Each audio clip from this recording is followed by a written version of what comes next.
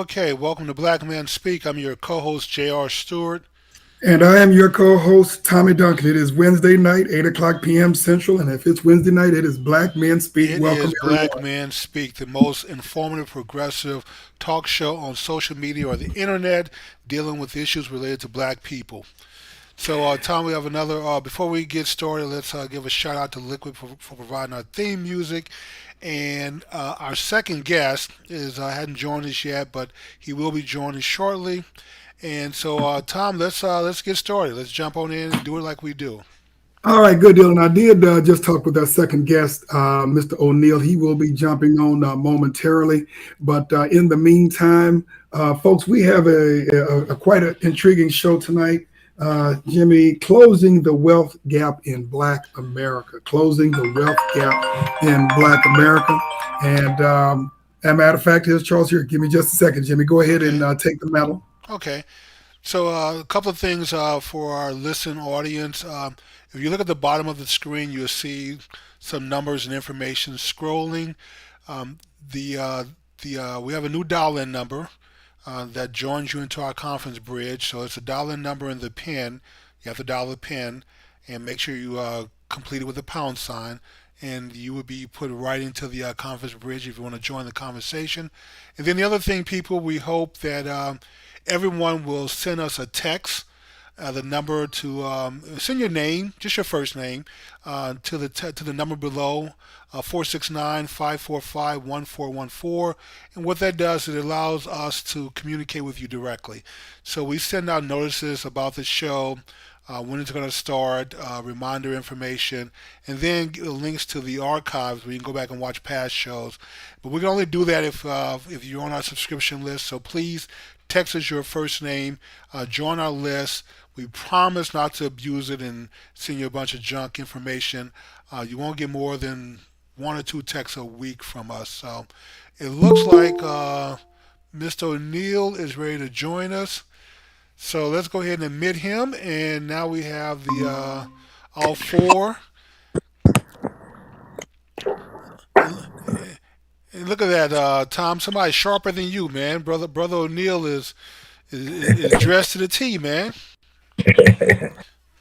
Man, I'm trying to make. He's known for that. He's known for that. Putting us all to I'm trying shame. to. Good evening, brothers. Good evening, Charles. Thank you for joining, sir. It's a great honor.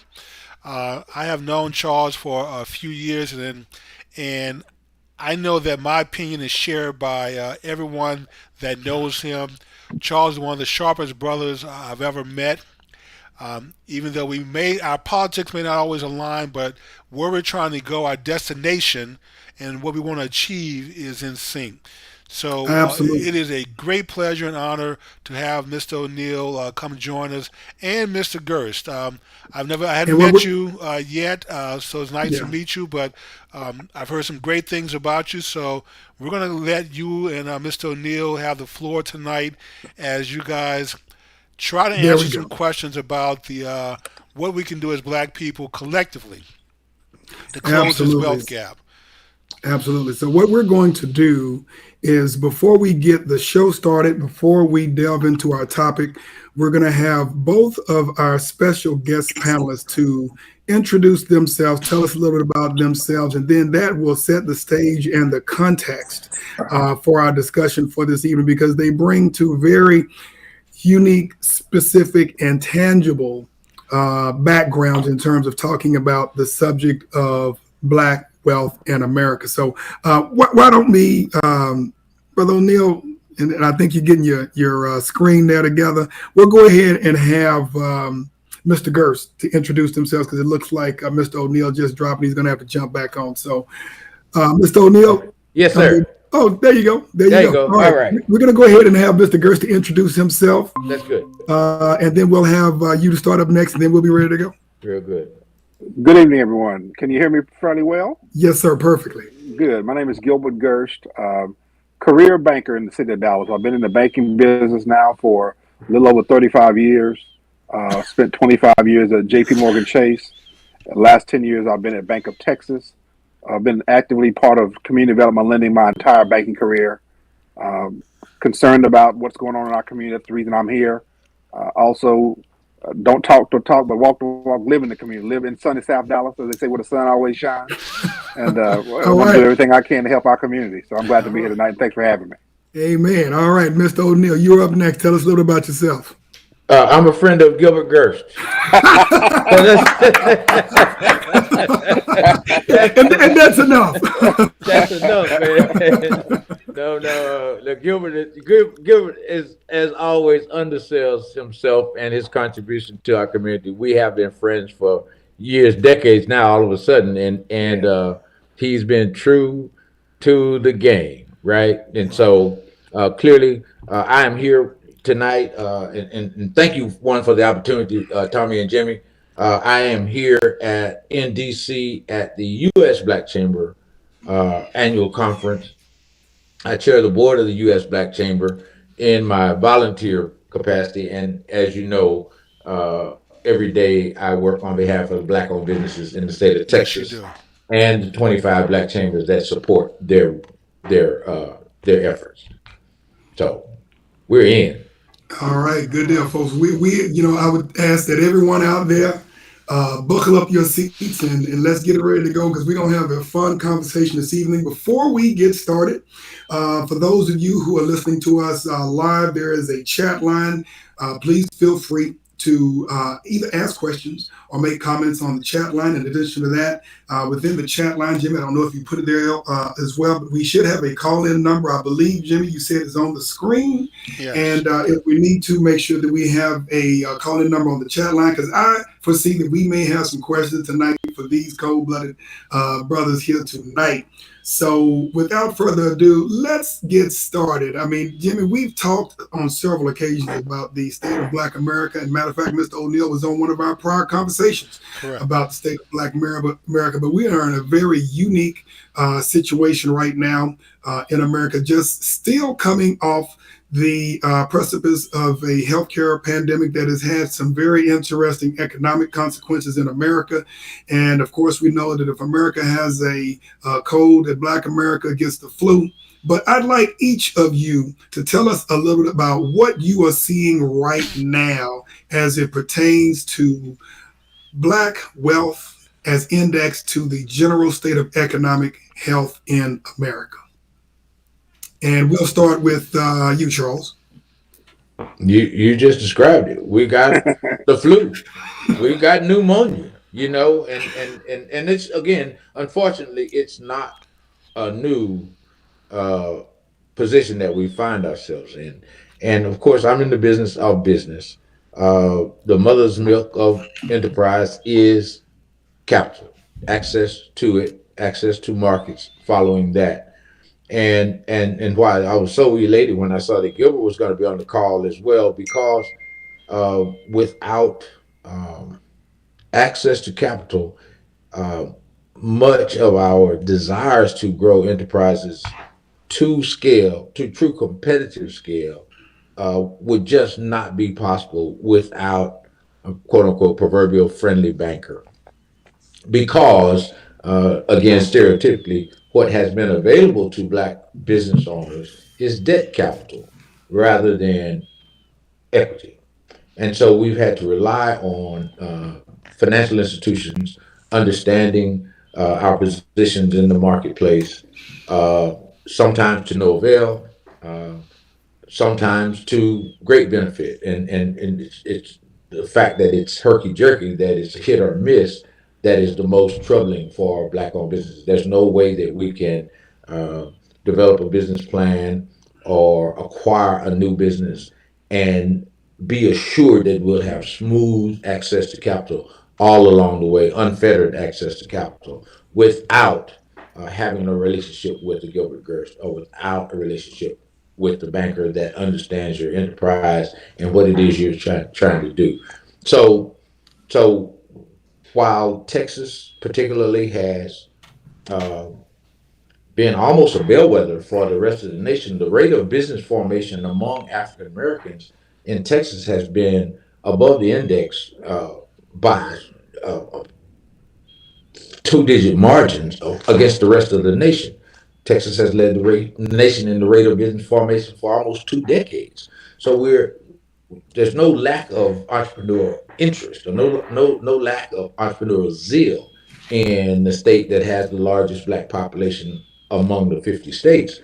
What we have failed to be able to access is, again, access to the mother's milk of business at the same rate at which we enter the marketplace. And so, uh, not only is Gilbert active in as a banker, but he also supports not-for-profit organizations that do lending a little further down the food chain than he's able to do in the banking enterprise. And so there are other uh, not-for-profit lenders, micro lenders in most cases that do support smaller entities. But what we're focused on at TAC and by extension here at U.S. Black Chambers is really trying to open access at a rate that we can achieve competitive scale in the marketplace. And so a little bit higher than that what I just talked about, getting to know your banker and making him understand what it is you're trying to achieve, but debt and equity combinations that allow us to acquire businesses and grow them, Right. hire people, uh, pay more taxes, all those things that go with being a successful enterprise. That's what we're trying to achieve, and so one part of it, of course, is making those relationships that allow for easier access to capital, but also education on the part or increased understanding of the marketplace from those who declare themselves to be in business. They got to understand what it is that they are up against in the marketplace. So we try to, as a business organization, we try to get both of those ends functioning at the same time.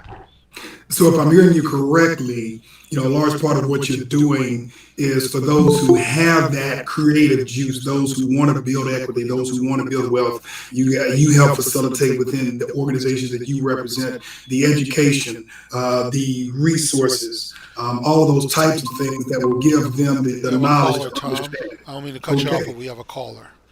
Okay, good deal. Sounds like we have a caller. Welcome to Black Men Speak. Tell us who you are, where you're from, and what is your question for the panelists tonight?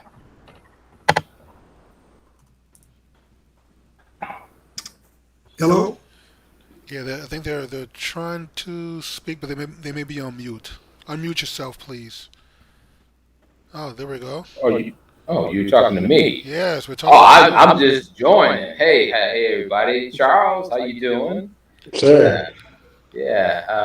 I'm just joining. See what Okay. you guys are talking about, and I probably will have some questions later on. But right now, I just logged in. Okay, good deal. Well, what we're going to do, go ahead, Jimmy. Are you watching from the YouTube live or from our website, or did you just A join website, Google Meet or Meet Google. Oh, okay, so you've actually joined directly on our conference bridge, and this is kind of reserved for those who are watching who have a question. Okay. So, Okay.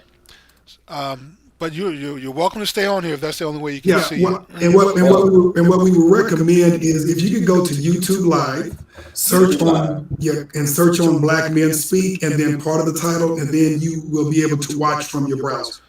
Okay. Or if that's too difficult, you can just go to bmstalkshow.com, and that's a secure site, so it's HTTPS colon slash. It really is, Jimmy, because I just sent Charles a message and let him know that I use the very Total AV, and they wouldn't let me in. They were like, no, it was not secure for whatever reason. I don't know. Okay. Do you have access to YouTube Live, sir? I'm checking it out. Okay, yeah, if you have access to YouTube Live, just go to YouTube Live, go to YouTube, and then go to Live, and then you can search on Black Men Speak and the title, and you should be able to join us from there. Okay, now from there, I won't be able to ask a question though, right? Yes, you will. I will You will be? still. Okay. Yes, The sir. chat line, All there's right. a text chat line that'll be open, but you can All also right. call in or you can come back to this link if you when you have a question. Okay then. All All right. right. Thank you, We'll sir. do. All Okay, Okay. right. thank you, Mr. All right. Terry. Thanks. Thank you, Okay. sir. All righty. Okay. Mr. Gilbert, sorry for Yes, the detour we took there. no problem. Okay. So, Charles, thanks. Excellent feedback and excellent perspective in terms of what you're seeing today now. Gilbert, and we've known each other for decades as well, and Yeah. I know you bring a wealth of knowledge and insight. I'd like you to kind of like connect some other dots and give us your insight on the same question, but obviously from a different seat. So first of all, I'll tell you that banks are in the business of making loans. That's Banks okay. want to make loans. You show me a bank that's not making loans, I'll show you a bank that's not going to be very successful, a bank that's going to die. But banks also need to have loans repaid. Correct. And one of the big issues is balancing out that risk profile. And as Charles mentioned earlier on, we have businesses that have good business ideas and have good business plans. We've got to make sure that those businesses understand what it is that banks are looking for, what the underwriting criteria the banks have, so we can try to match those two together to make sure that that small business comes to the bank with the information that the bank is looking for. Now, keeping in mind, we understand that there has been a lack of access to capital in our community. So as a result, we may not come in, some of our minority business may not come in with the best credit scores because they've had to make do with whatever they had to do to make ends meet. They may have to borrow off the credit card because they didn't have a line of credit. Maybe done other means. So we need to have, I think as Charles mentioned, making sure you know somebody at the bank. Too many times I know people who have banked at banks for years and years and years. And when you ask them who their officer is and who their contact is, they don't know anybody at the bank. And if they don't know anybody at the bank, that means nobody at the bank knows them. Nobody at the bank knows their business. So it's important for your banker to know you and to understand your business because that banker is your advocate internally. That banker is the person that's going to the loan committees, telling the committee why it is a worthwhile risk to make this loan to XYZ business. So having that relationship, having a banker that understands your business is critically important. But I mean, there's always this discussion out there that banks don't want to make loans. That's not true. Banks want to make loans. And to be honest with you, as a lender, you can be blue, green, yellow, black. I don't care. I want to make loans that are quality loans that I know have a chance to get repaid.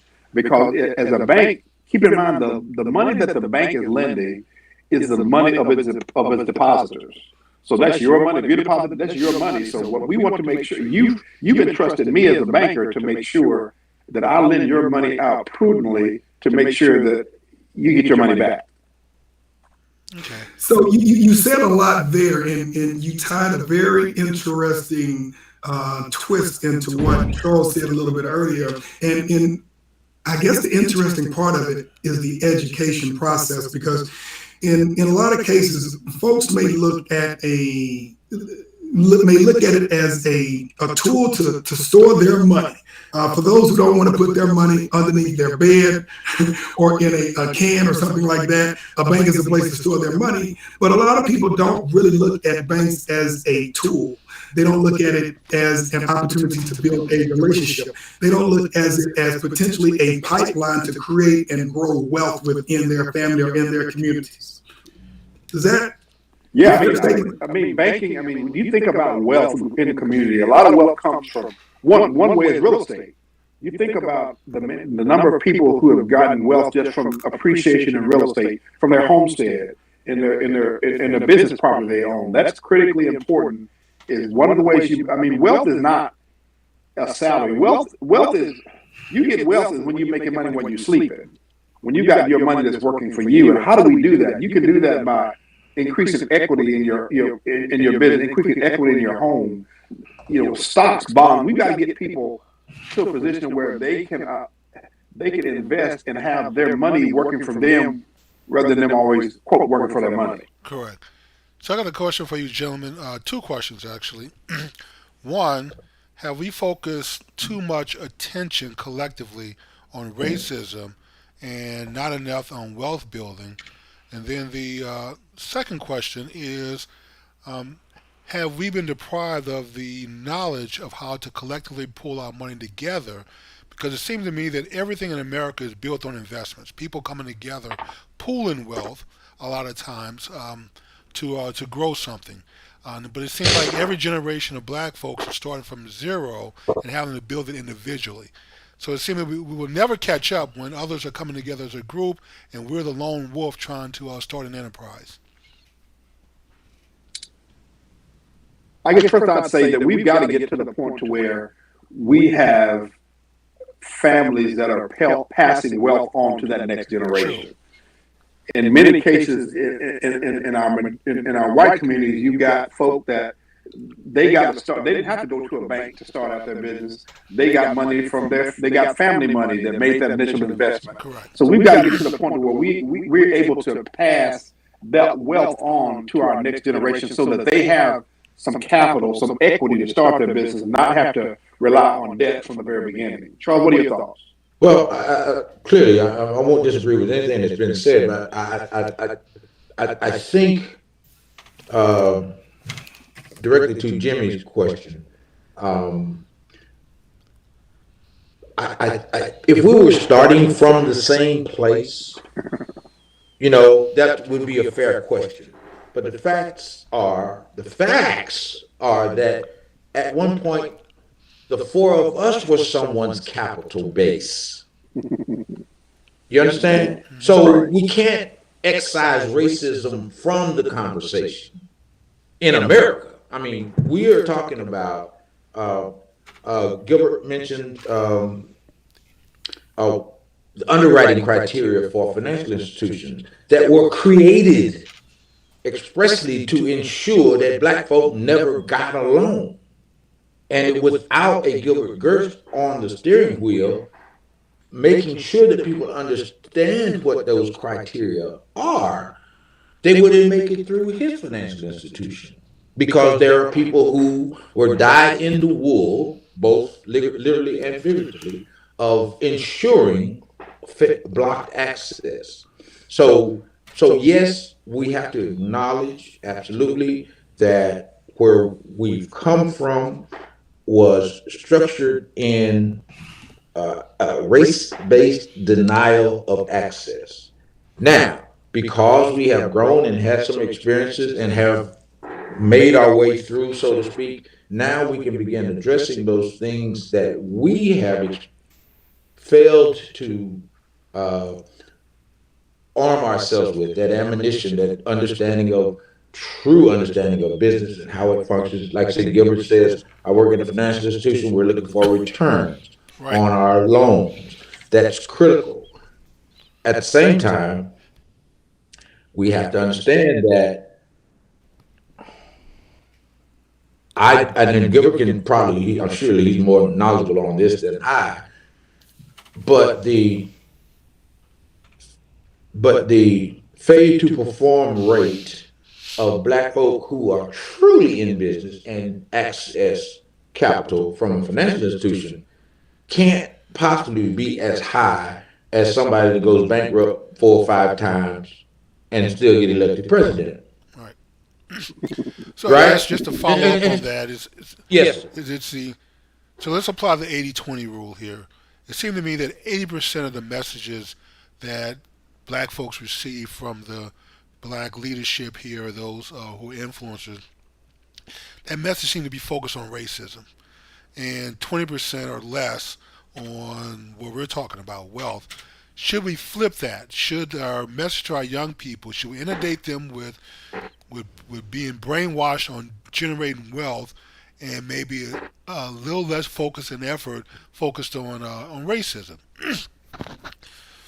And I see your point. I think, as Charles said, I think we can change the focus on wealth building, but racism ain't going away. Right. I I'm mean, not saying it's going away, but and it's the foundation. And it's the foundation of what's caused us to be where we are today. As Charles mentioned, I mean, he was very kind in not mentioning the word everybody talks about is redlining. Redlining was a term they used in the banking industry.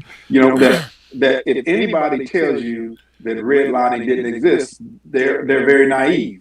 And I will tell you, not only did redlining exist, still it does exists. still exist Yes. today. I mean, if you're looking every day, every month, their bank getting fined to this day for redlining.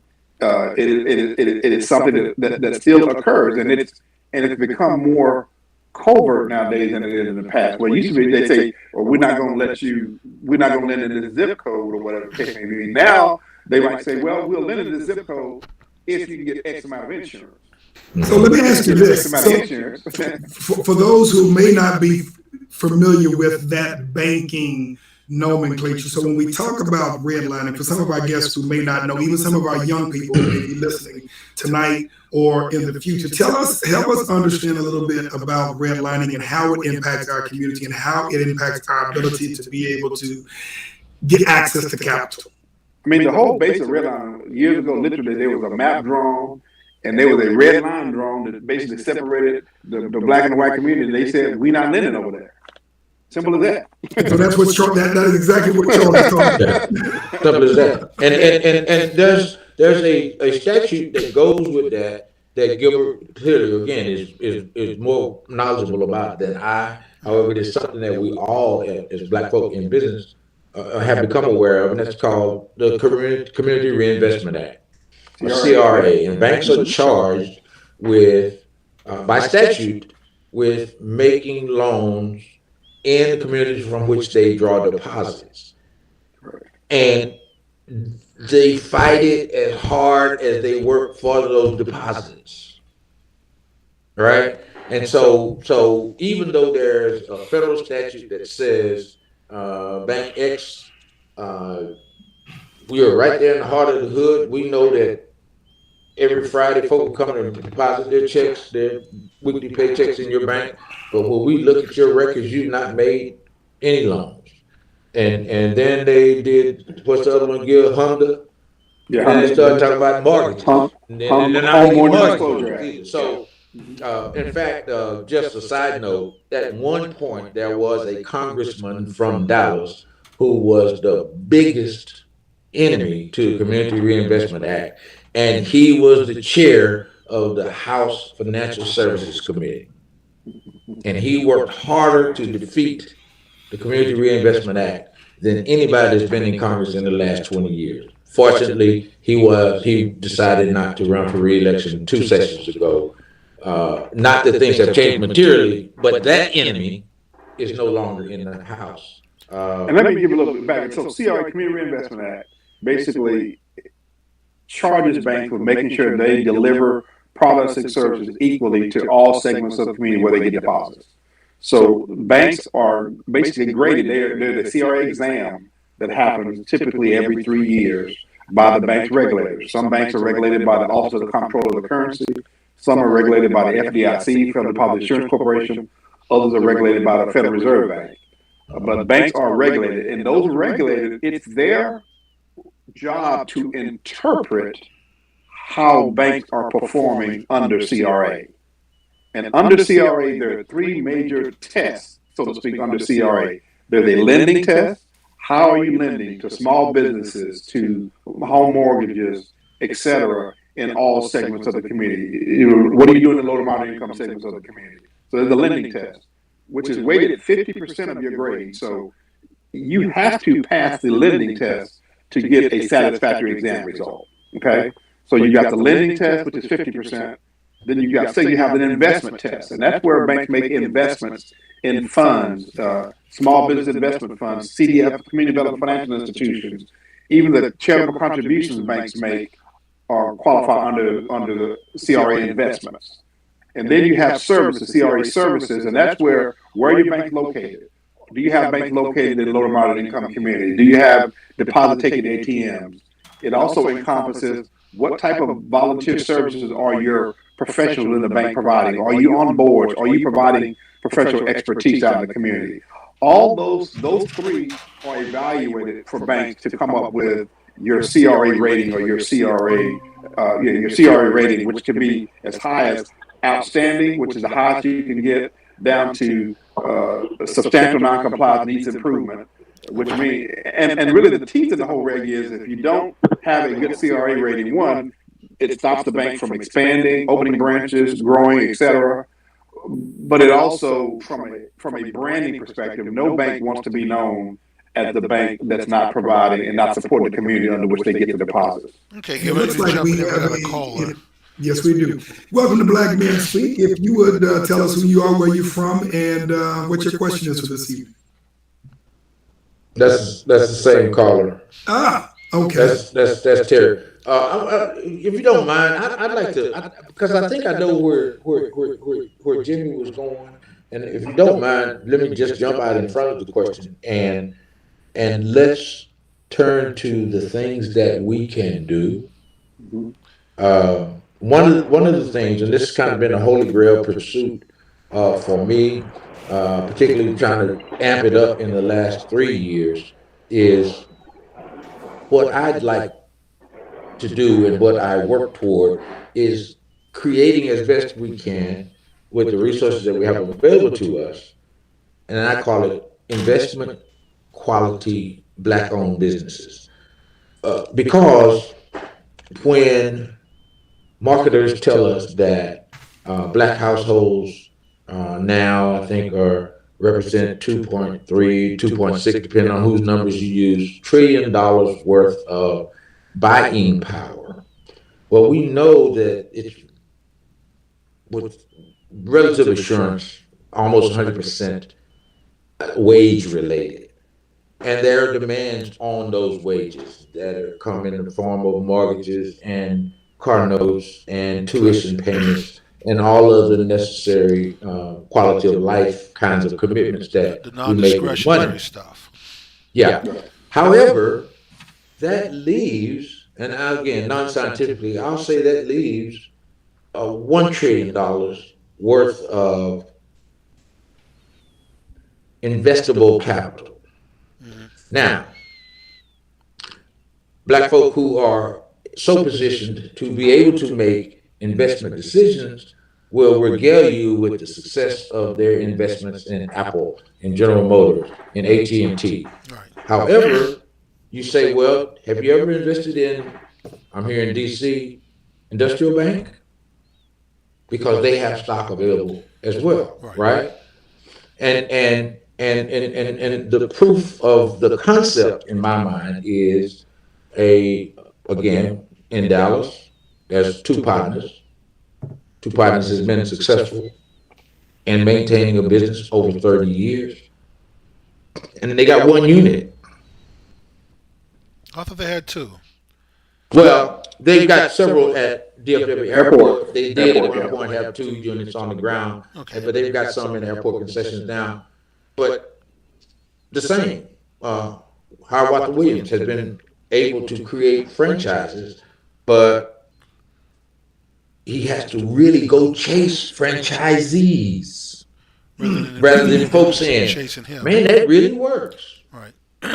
That's an opportunity for it. So let me ask you this. You said he has to chase franchisees. Now I know I've seen Williams Fried Chickens all over the place. So when you say he has to chase franchisees, give us some perspective on what that means. That means I got an opportunity. I'm doing a coin flick. I got money to invest, and I say I can do Kansas Privately Held. I can do Golden Chick, or I can do Williams. Golden Chick has a pretty franchises manual, color pictures and shit. Excuse me, and and Howard Walker's got, it might be Xerox. I don't know that, but I'm saying, however, both entities are throwing off 15 to 20 point returns. And so we make decisions based in colder ice or sweeter sugar rather than the quality of the investment. Gotcha. And what we're attempting to do is acquaint those folk who are positioned to be able to make investments in businesses that there are black enterprises that merit their attention. And that's the only way. And Charles, you brought up a point, when you said that, as I was growing up as a child, my dad used to always tell that saying, there's on the corner, there's a white man selling ice and there's a black man selling ice. And they say, well, which one are you going to buy? And I said, man, I'm going to go to the white man's ice, because the white man's ice is colder than the black man's. But I mean, it goes back to, we don't want to trust our own self and invest in our own folk and our own people. We believe that if there's two, the white man's got to be better. In many cases, that's how people feel about things. So we've got to feel confident and be willing to invest within our community, buy in our community, support our black businesses.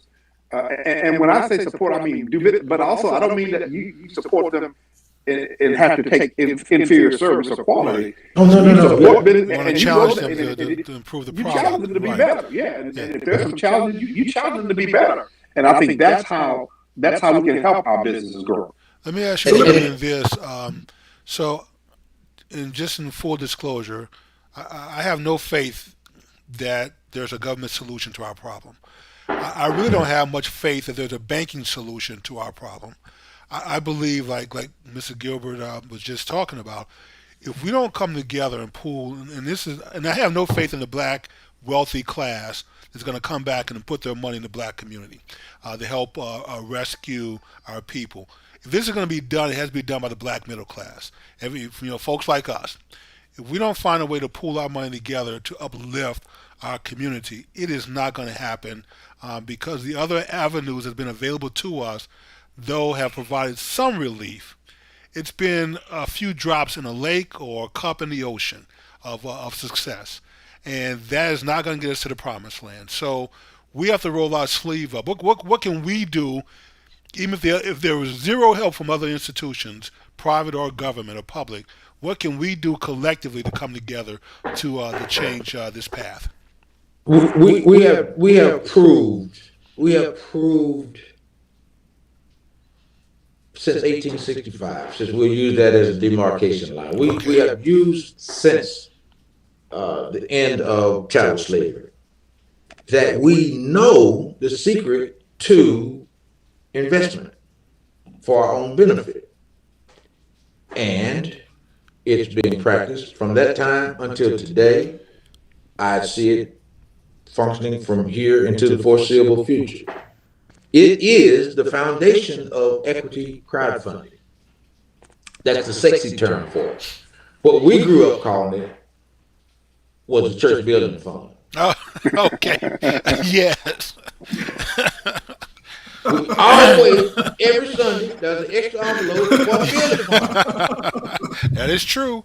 I We hadn't thought didn't about know that in it a was while. ever going to be a new building, but we studiously filled out that little building fund envelope and put it in there, hoping that one day we were going to build us a new sanctuary. Yeah. Right? Yes. So we got proof. Now, I think you just stepped on some toes.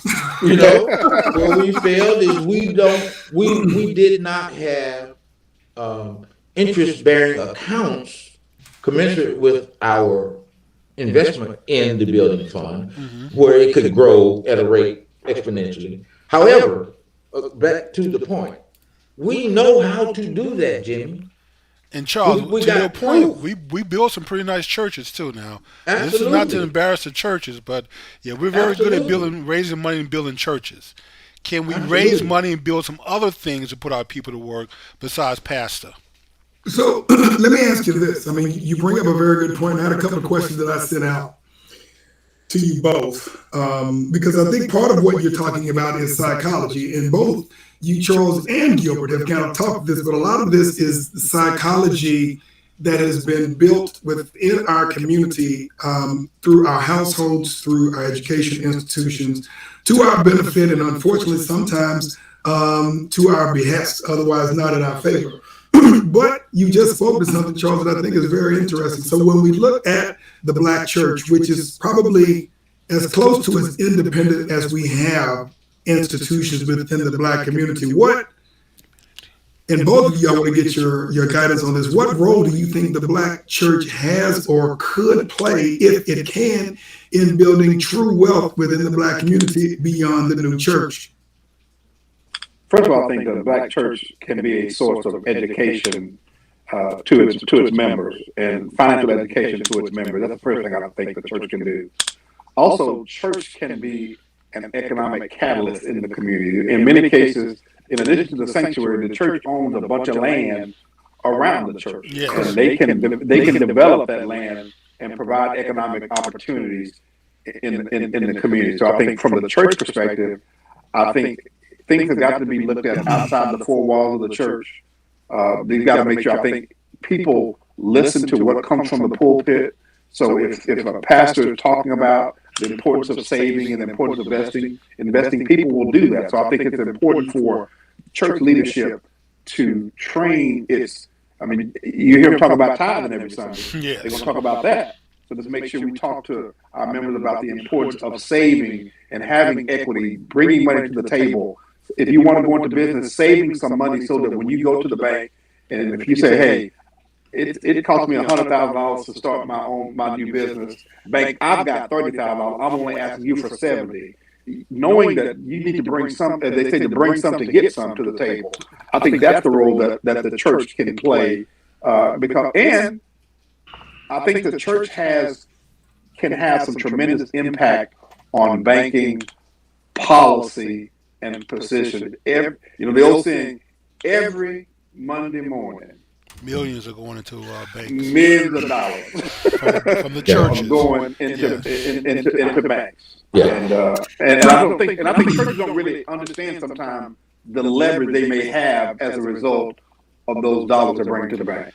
Maybe we Do should you give really? Pastor a Series 7's license for investment. That was just a I don't So, want to. so Yeah. your thoughts. Well, man, it's I would hate to indict pastors uh, for their failure to leverage what they represent to financial institutions. Again, we're talking about markets like Dallas, who we're all familiar with, where there are literal billions yes. returned.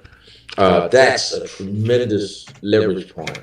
If they're able to, and I'll say for illustration purpose, pick a pastor off with a six-figure car loan, Right. loan, not gift, but if they're able to say, well, I can make sure that you get the Bentley or something, Right. then we squared away, right, Rev? Right? But here's the illustration I always like to make, and why I think it's so much easier than we've allowed ourselves to think. Every church in Black America has a sister that makes the best pound cake you ever had in That your is life, true. right? And it's not for sale. On Or, Right. sale. Yes. or sweet potato. Or On sweet potato potato pie. pie. Yes. Yeah. And if a share in her business is $5, every member can buy a share of stock every week, Yes. no matter the size of your congregation. I don't do math as fast as Gilbert, but 5 times 200, that's $1,000 a week for a very small church. That's $4,000. You do the math again. $52,000 worth of liquid into an enterprise is more than most black folk are able to borrow anyway, right, Gilbert? Right. You know, and but when you get about mega churches, think of the number of enterprises they could finance themselves with that same little envelope on the back of the pew. That this money is going to our enterprise fund, not our building fund. This is going to our enterprise fund. And we're going to find those members of our own congregation. We all got a plumber, and we be calling that cat we see on TV instead of Brother Johnson, Right. right? So we're going to put this money in there, and Brother Johnson's going to have a truck. He's going to have a nice uniform.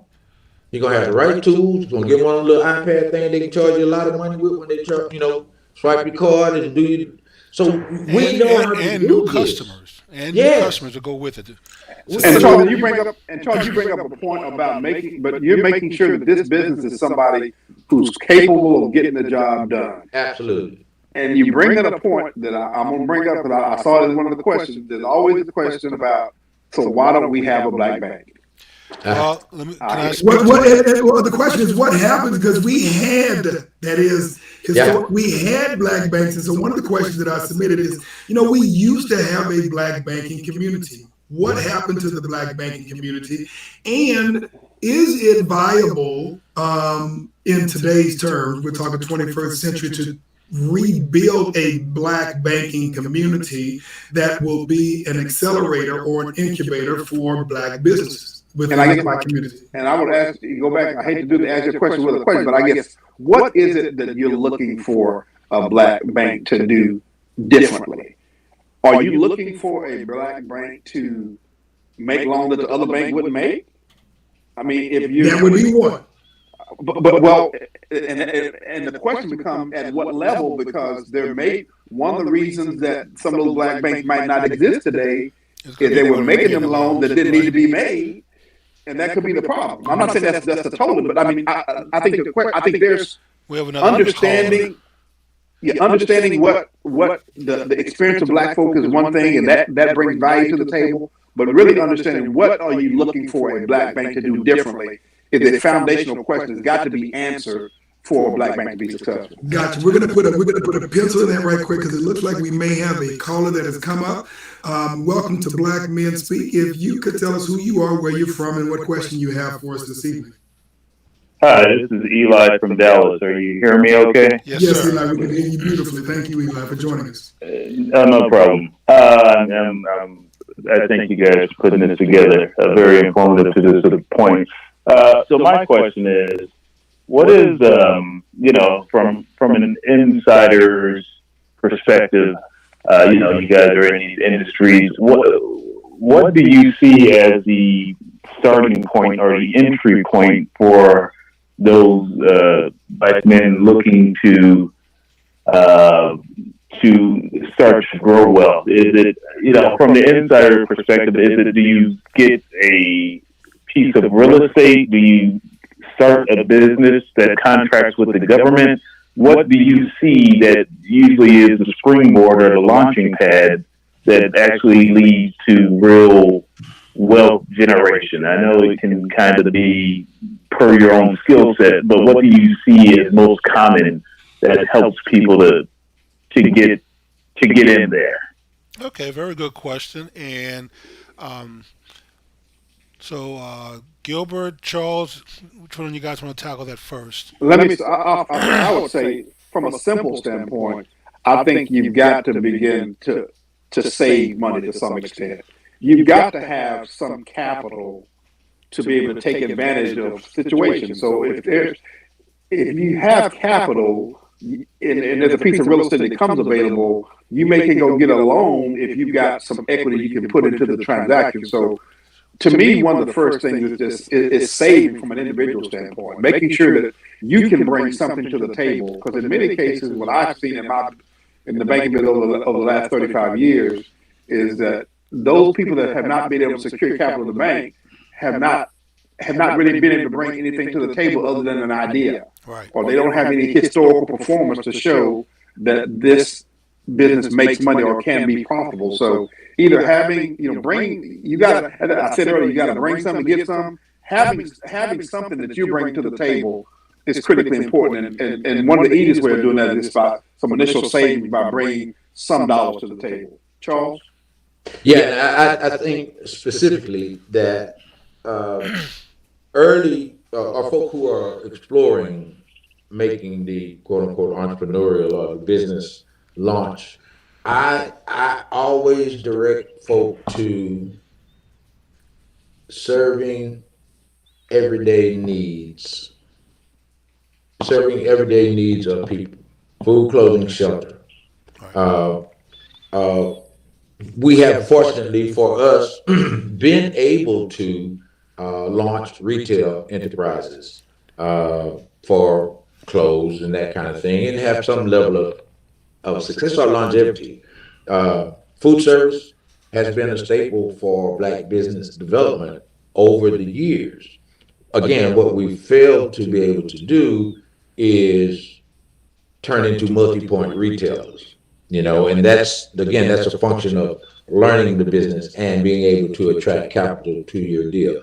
And again, I'm stuck on this term, proof of concept or proof of the idea is when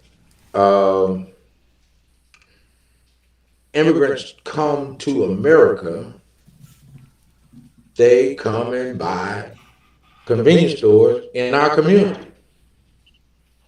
because they provide baseline food, clothing, shelter, food, gas, and those kind of things. And so we don't even control the entry points to business development, right? And I used to, when I was at the Dallas Black Chamber, the folks would come to me and say, what do you think we did here? Convenience stores. Convenience stores. I mean, 7-Eleven built it, Right. you know, and but they won't serve your community. So what we know is we're gonna always need a loaf of bread at the last minute or a quart of milk before the children go to school, right? Now we got to get 5 gallons of gas and a Black and Mild, right? Right. And those things are readily available and not controlled by us. So we got to start and this goes back to another conversation that Tommy, you and Jimmy and I have had about gentrification. You know, if you can't control the access points for either export or import of capital in your community, then you're not even in the loop in the first place. Yeah. You know, So but I'm gonna jump in here, guys, and add to your answers. And this is my $20 a week to financial freedom plan. And I believe that anyone working at McDonald's all the way up to the 6, 7 figure person can afford $20 a week without terribly impacting your quality of your life. But if you have 100 people that can come up with $20 a week, you can raise $100,000 a year that you don't need. That answers some of your capital question. That entry point where you need $10, $20,000 to start your convenience store, you have it. And if you take your $100,000 a year, your little group, and you put it into business development, whatever that's going to be, every year, that business now have 100 customers, because I doubt if you're going to invest in a business and not support it yourself. And guess what? Next year, when you need second round of funding, third round of funding for that business, you have it. So we can pool our money together in a way that doesn't hurt us if it's a large enough group to do many of these things that we're talking about. Now, if you have $100,000, you can go to Gilbert, and Gilbert be willing to talk to you about, how to throw in an extra 50,000, maybe 100,000 to help you do even a bigger project, because you have massive skin in the game, to talk with, and you have a track record of some things you've already done. So that is my $20 a week, and I think in 10 years, if you did that, that group of 100 investors who are still bringing in $20 a week would have generated a huge amount of wealth in that period of time, put a lot of people to work. So let's take all the things that we know we should be doing with some things that we can do where it's not painful to the average everyday person, so we don't feel powerless that we can't do anything. If you can come up with $20 a week and you have a large enough group that can do that every week without hurting yourself, I don't want your mortgage money, I don't want your rent money, I don't want your grocery money. This is your cigarette money and your drinking at the club money that you're giving up. So, and if you can do that successfully for a long period of time, well, I think we can turn this thing around. Do we have another call come in?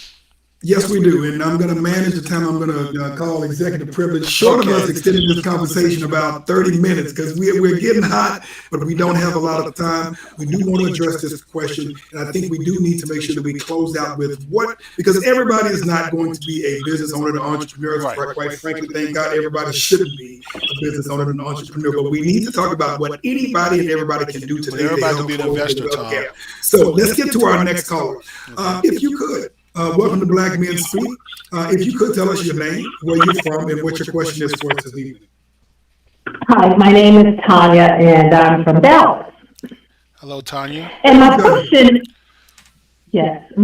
is to the gentleman that raised the question back to the Black community as to what you want to see in Black banking. And I heard him say that you have to bring collateral to the table for these type of loans as you would for an everyday bank. Well, I'd like to debate that a little bit, or just ask a few more questions. Well, with our counterparts, the white business owner, first time that goes into a white bank, do you believe that they are under those same stipulations or same rules to come to the table with plenty collateral Because I've seen, a lot of articles and things like that did research on black business loans from white banks versus white business loans. And a lot of them can go in with just a business plan, and the bank will take a risk on me. So, as a young lady myself, I'd like to know, why couldn't that be the same with black banking? Because we need those type of opportunities, just as our white counterparts get with just a creative business plan. I'll hang up my chair, sir. All right, thank you. So Thank you. I guess it goes back. It's a risk issue. It's a risk profile issue. Is how much risk is somebody willing to take? And typically, when you think of a bank, they're looking for what they call a primary source of repayment, which is typically the cash flow from your business, or a secondary source of repayment, which is either a guarantor, which means you can write the check if the business can't, or you liquidate the collateral. There's got to be, you've got to get comfortable with the risk profile in some way. So if you don't have collateral, you either have to have either a strong personal balance sheet, liquidity, or something that allows the bank to understand to get comfortable with the level of risk that they're taking. Now, I'm not telling you that there's not situations where there's somebody that knows somebody's daddy, that knows somebody, whatever the case may be. But by and large, I think banks are looking at risk profiles and trying to determine how do I mitigate, how do I look at this situation and make sure that I'm taking an acceptable amount of risk for this transaction. And that's somebody that maybe doesn't have the collateral but has a lot of liquid assets or has a lot of history of repaying loans or something like that. That may be considered. But whether it's collateral or something, there's got to be something that helps justify the risk profile, the risk that the bank is willing to take. So, Gilbert, let Tom, let me jump in also there real add- quick. We just Go want to ahead. comment. Sure. So, in 1990, Gilbert, I read an article about, I don't know, it was M Bank or some Asian bank up in Plano. And the article pointed out that they had a loan repay rate, I don't know, 95 plus percent. And that I think it was either Bank of America or Nations Bank, one of the big banks was looking to move into the area and cater to the Asian community because they repaid their loans at such a high rate. So can you, I think you kind of addressed it already as to having a belief in this loan repayment, but is some of the collateral, the intangible collateral, like, I know that generally these people are good for repaying their loans, so I can take a chance on the human capital aspect. And I think a lot of that goes back to credit, because how do you determine someone's history of paying somebody back? If you look, that's what a credit report is. All a credit report is, it shows what someone's paying habits, what their paying history has been. But what I will tell you, there are certain niches and certain communities where, in the Asian community, certain community where people, they work closely with their community, understanding the individuals, and to the point where those individuals are banking with those banks, and they're repentant because they know they've had an opportunity. They don't want to let that banker down. They don't want to let that bank down. Right. So That's they're what some doing of the whatever people they said in the can article. to They feel do. obligated to pay their loans back. There's some people that I've lent money to over the years that said, "Listen, brother, I've had some tough times, and I didn't pay some other folks, but I want to make sure I paid you because I know that how it looks on you, if one brother makes it on to another brother and don't get repaid, it's going to make it more difficult for the next person." Right. So there is some that goes on. People make commitments to do things because they understand the bigger impact that it has on the population, not just themselves. And a couple of things, and then Jimmy, we're going to have to make a hard decision here because we're right at the top of the hour. We want to be respectful of everyone's time. This has been a phenomenal conversation. I mean, this kind of feels like a part one, and we need to have a part two on this conversation. Tom, we need to have a part infinity and keep bringing these brothers back because this is important for us to continue to discuss. Exactly. So there are a couple of things that, because you talked about that collateral. And one thing that I was thinking about, Gilbert, is part of that collateral you were just speaking to is that relationship with that banker or that banking institution The per intangibles. se. And The so human in terms capital. of exactly, so the caller just asked, well, hey, well, why do certain folks get loans to certain folks? Well, it may be color, but it could also be the relationship that you have with that particular banking institution or with that particular banker that may provide leverage, a very powerful term when it comes to being able to get what you want to get. Another thing that I wanted to bring back is our conversation when it comes to the black church, because I thought you said something that was very poignant, Charles, is, looking at that black church is not just a place where you go get your soul saved, but it could potentially be a bank. It could be a business incubator for that new business. It could potentially also be, of course, a consumer community for that new business that starts off. And so there are significant opportunities there, but then the question becomes accountability to the pastor or the deacons or the folks who run that church, just like accountability to banks that are in your community, so to speak. So why don't we do this? If we, Jimmy, need to close out, that can do that. But I do want to make sure we close on what everyone within our community can do now to close and surpass that wealth gap in America, whether that is at an individual level or at a business community level, to close and surpass that wealth gap. Because quite frankly, we're at the bottom of the economic totem pole. We are. And quite frankly, if we don't do something, who will? I don't think we're going to wait on the government or anyone else, to Jimmy's point, to do that. So if I could ask that, if we're closing right now, close with that question. And Jimmy, we're going to have a part 2 to this conversation. We're going to have I told you, Tom, we need to put them on the schedule to bring them back on a regular basis. maybe once a month. I don't care, but this is a phenomenal conversation. So that would be one of my closing questions, and then we can go where we need to go from there.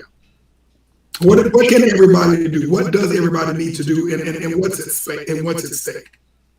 I can do a commercial. One, I think both Jimmy and Gilbert said first, save some money, put it to the side.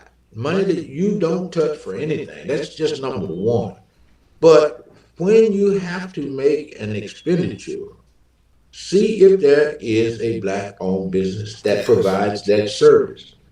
That's a short-term deal. That's something that all of us can do when we support black-owned businesses and they grow, again, to scale. They're providing employment opportunities. They support your little league football team. There's just tentacles that run off the support that we can give. We can give back to our communities when our businesses thrive. Save you some money. When you make have to spend money, figure out a way to buy that good and or service from a black-owned business, and I think we'll start seeing a shift in the way the rest of the marketplace responds to us. I think we've got to start at a young age with our young children, making sure they understand the importance of managing money and saving. And when they put put a budget together, everybody says, "Okay, I got so much for rent, I got so much of this." I mean, you need one of those line items need to be saved. You need to invest in yourself so that you can make sure that you've got some resources of your own. And we need to support those that support us, as Charles mentioned. Support those black businesses. If you're dealing with a bank that has never done anything for you or never done anything for your community, you need to think about that. So you need to support those individuals that are doing things that are in your community, that are supporting your community. I think one of the ways we can start from a wealth, as Charles mentioned, saving. Basically, it's simple. Try to get to the point where you can, have more coming in and going out, and managing your expenses to make. Oh, we may have lost. Okay, there we go. Okay, Gilbert, you're on mute. I think he froze. Oh, you may have. I think he froze. Jimmy, you said it, man. That investment club thing. $20 a week, Charles. $20 a week, Charles. And then the other thing, Charles. I got an echo here. Did Gilbert come back in twice? Oh, he's on. Gilbert, are you there? He's on mute. Charles, you talked about the discretionary income of black folks. That it may be potentially $1 trillion. And Gilbert, I think it's back. Gilbert, can you Yeah, hear I'm me? back. I'm sorry. All right, Yeah, yeah, I'm go here. ahead and Sorry. finish. Go ahead and finish. No, I think, as Charles mentioned, I mean, just making sure that same, so that when you do have the opportunity to start on a business or invest in a piece of real estate, you've got something you can bring to the table to make that happen. I think that's how the wealth process starts, and owning something. I mean, too many of us spend years and years renting. You own a piece of real estate. I mean, because real estate can appreciate, it can create value, it can create wealth. And many people have created wealth just from the appreciation of real estate. And I mean, but you have to own it to be able to take advantage of that appreciation. So. No, that is great advice. And I'll add my 2 cents, and it's going to kind of tie into what Charles just said. And that is finding contractors and service providers who look like you. And what I've done is, Jimmy, I talked about this several months ago, is I literally track what percent of my discretionary revenue I am spending. So whether it's a plumber, whether it's an electrician or whatever it is, not only do I make it deliberate to spend with folk who look like me, but I literally every month track what percent of my total spend is with Black contractors. It could be 30, some, and including the church. Some months it's 30%, some months it's 40%, some months it's 60%. It just depends. But being able to literally track what you are spending and being able to do that on a consistent and regular basis, you would be surprised at what you can do over a very short period of time. Okay. And You got to be attentive. You got to be attentive about it. To Gilbert's point about starting young, and I don't expect everybody to be like me, man, but my children growing up, they used to call me Mr. Black. Black, black, black, daddy. That's all you talk about. You want to build black, black, black. So, but if you don't internalize it at that level, That's right. we won't change the dynamic. So I'm glad to hear that, Tommy, and just make sure that number grows every month, and then you can make demands on them. Right. Yeah, if I could just figure out, how to get the water and the electricity and the gas. I haven't quite figured that one out yet, but. So I'm going to throw my 2 cents in, guys. I'm going to piggyback on what everyone else has said. Charles, we were talking about that discretionary income for Black folks. I mean, we have over $2 trillion of spending power now, which will put us around 11th or 12th. We're a separate nation of economies in the world. And when I look at other communities, the close-knit Jewish community, the Orthodox Jewish community up in New York area, the Italians and the Irish communities, and then the pinnacle of these folks is the Asian community. I read just a year ago that they have some communities, Charles, where $1 goes in and they have 30 folds, $30 come out of economic activity because it flips in their community so many times. That's how much business they do with each other. If we could just do 10 folds, we would take our $1 trillion of spending power and flip it to 10 trillion. We'd be free tomorrow. We'd be off our knees begging anyone for freedom. I promise you. And we'd be one of the largest economic bases in the world. So this is why this is important, that we talk more about doing business with each other.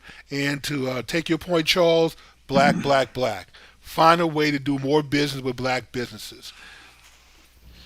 So we've got to educate our folk on how to be successful businesses. We've got to educate our folk on what the banks are looking for. So I think it's what we can all do is have situations like this. This presentation tonight allows us the opportunity to talk about things that we need to let our community know about. That these are the guidelines, these are the rules, these are the things that you need to do to be successful. As Charles said, you got to have a basic business model that makes economic sense. That is true. You can have the wonderful idea, but if it doesn't make economic sense, it's not a good business. And you need to be willing to listen to somebody, get input from somebody that has that expertise that can help you to do that. So we've got to work together to make it happen. And the knowledge. Sometimes you may have to go to work for someone in that industry.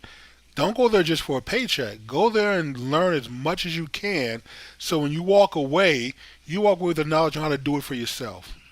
So, Charles, didn't Hiawatha used to work at Church's Chicken? Absolutely. Absolutely. Not mad at him. So learn on somebody else's dime. Yeah. Get it done. So So All right, we Jay, are at the we're top time, and guys, you know how we close it out here.